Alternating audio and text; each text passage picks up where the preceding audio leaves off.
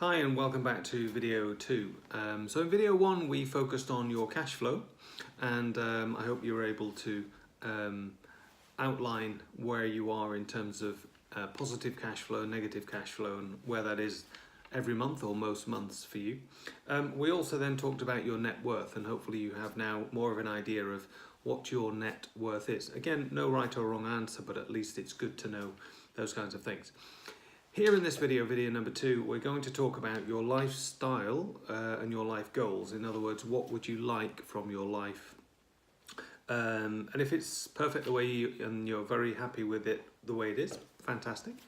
If you'd like to change some things, then this is the opportunity for you to think about those in a number of different areas. And then we can potentially work towards designing the life that you want and how that would work in terms of how much money you need to support that kind of lifestyle. Okay, so I like to, again, another example of another piece of paper. Again, use a table, use a document, whatever works for you, but I suggest using these 11 areas. If these areas don't work for you, then you can pick some others. But here's my suggestion. So lifestyle and life goals.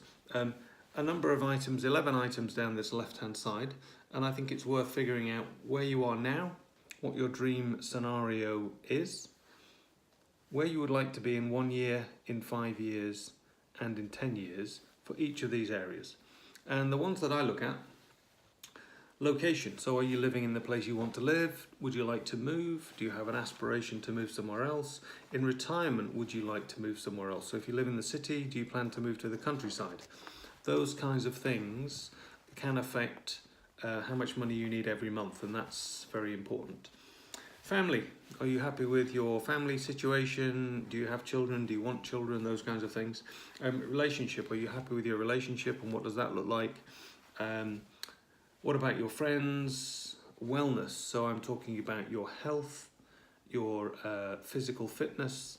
Where are you at with those and are you happy with that situation?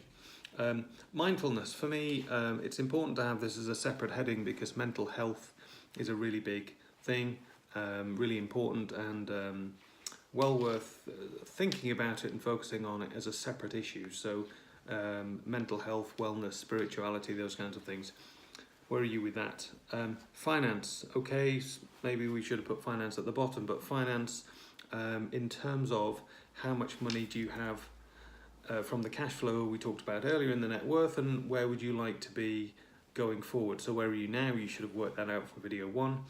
Where do you need to be going forward in order to fund the lifestyle that you would like? Your career, are you happy in your work? Would you like to get a promotion? Where would you like to be going forward? Maybe you'd like to quit the corporate world and maybe you'd like to run a business of your own. Entertainment, I beg your pardon, education, in terms of do you want to go on a course? Is there some other thing you want to do? Do you have a life goal of learning a language, learning an instrument, something like that in education? Recreation, entertainment, those kinds of things. What else do you want to do with your spare time, your hobbies, etc.?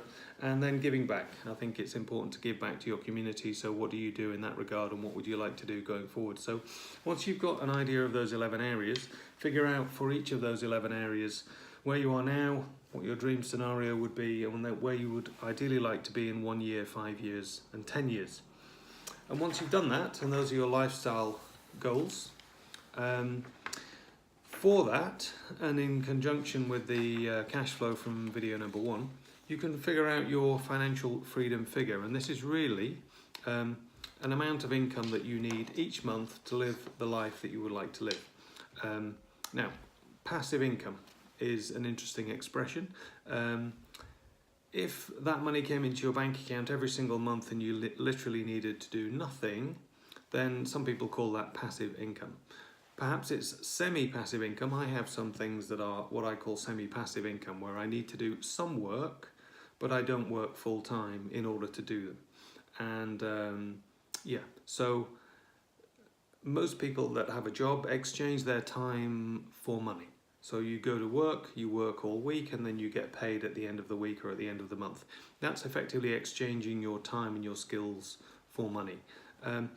in terms of financial freedom, we're really talking about trying to get to a place where money comes into your bank accounts through investments or via a business or some other way, so that you don't have to, if you don't want to, go to work and earn that money all the time.